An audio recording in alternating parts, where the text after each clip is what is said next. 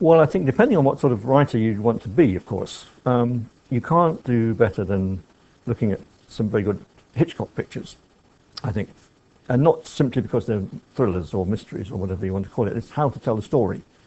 And you think of Marnie with Tippi Hedren, one of his later films, which opens up with a train station and a woman walking, a big handbag. You see a big handbag, close-up handbag, and a woman walking away from camera down an empty railroad station. Nobody else around. As she walks away, she's got a particular dress on, she's got blonde hair, no, she's got dark hair. And suddenly you hear, thief, we've been robbed. And you cut to another scene where a safe has been robbed in an office building. And consternation is breaking out. And Sean Connery walks in the door, because we discover he's the boss. And who is this girl who's stolen this money? And the guy explains who she is. Oh, she was about 5'4". She had, pretty legs. She was dark haired. And you can tell from the dialogue that he was completely enraptured by her. Gave her this job with no qualifications whatsoever. So the description is she's blonde. We cut to her now in the mirror, in a hotel room somewhere. Her head disappears and comes up again, and she's now got blonde hair. She's washed her hair in the sink. She's changing her clothes. She's become somebody completely different. And you think, my goodness me, I'm hooked. Now that is wonderful writing. And it could be any kind of movie, except of course it's an entertainment movie. It's not a French movie or a great study of loneliness or anything like that. And you have my other favorite opening, we're talking openings at the moment, is Strangers on the Train, where you have these two sets of legs appearing from two different taxi cabs, going into a station, another train station. And the camera follows these two men walking. You don't see their faces, just see their legs walking. So we don't know what they look like or who they are. They get on the train, the legs walk along the train, one pair of legs sits down, the other pair of legs comes in a club car by the table, the legs cross, one foot kicks the other foot, you tilt up, and there are your two leads. And it's Matt Damon and Jake Gyllenhaal, let's say. But you don't know which of them is the hero, you don't know which of them is the star, or the second lead, or who is what, because you've been presented to them exactly at the same time. And then the film launches into a whole background about one of the characters, but told by the other character. And again, it's something that I think shouldn't work, because it's several pages of dialogue. But it's fascinating dialogue, because you don't know any more than you're being told, so you want to listen to this dialogue. It's not boring dialogue. It's expository, but it's there with a dramatic point. Now that is, I think, is great writing. So it's like, where do you start your story? What do you see? To me, this is always very important. What do you see first? And then that leads to what you see next, and so on and so forth. So I think films like that, studying Hitchcock is a good idea. And then from the other point of view, I would look at a lot of European films.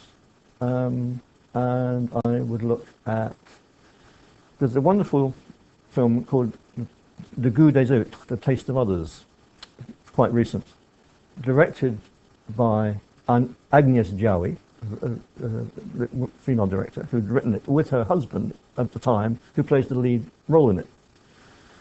And it's a completely different kind of film to anything we make here or America.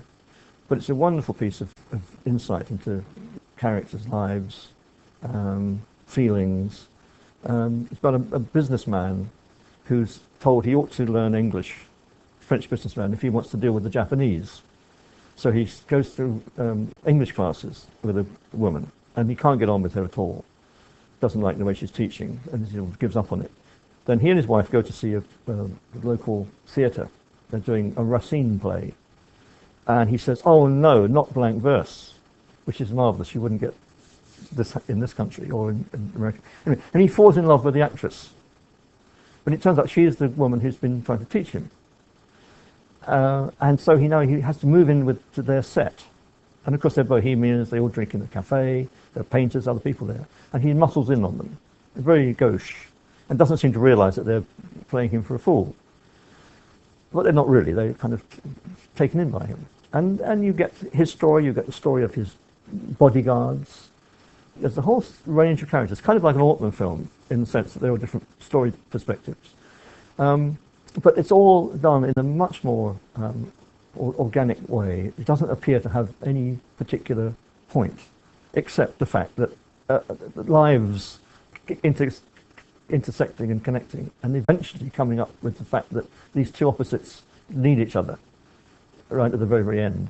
Yeah? And it's a kind of very human picture, which would be, I wouldn't know how to say about writing that, but it's a wonderful piece of writing. So I think one could study those movies and think, how would I bring that kind of quality into my work in this country, for example. There's The Man on the Train, Long du Train, quite recent, sort of a Hitchcockian film, with two central characters, one of whom is a hitman, one of whom is a retired teacher, and they happen to meet in a small provincial village. And slowly their identities change, because the hitman realizes he'd really rather like to be this man in slippers in a little town, and the danger and the adventure that he represents, the retired school teacher would kind of like to have. It's very simple, but it's done so well because of the performances and the general atmosphere. So I think we could learn from things like that. And I could go on forever about favourite films, but I won't. But in the story I was telling you about, the river story, with my garbage man, I thought, how is he going to talk? Because this is supposed to be a sort of romantic thriller for the international audience. He shouldn't perhaps be a Cockney. He shouldn't talk in a sort of very Cockney accent. But what should he be talking? How should he talk? Because he's supposed to be a larger-than-life person in a realistic arena. It was really rather foxing me. Then I remember something John Ford said about John Wayne, where somebody said to him, "Oh, John Wayne, never says anything, or doesn't say, just reacts." And Ford said, no, that's not right. He says a lot, but everything he says is important. I thought, this is the clue to my character. He doesn't say good morning. I mean, John Wayne doesn't say, hello, how are you? He says, where the hell were you? I've been waiting 10 minutes. So I thought, I'll have a character who only says important things rather than small talk. So that was, and I suppose one could work that way through other characters. You'd say, what would this character be like? Should he be a garrulous person? Is it somebody who speaks a lot? In which case, there'll be a moment when he's completely speechless. Something's happened so dreadful that he's lost for words. I mean, that's how one would perhaps look at dialogue.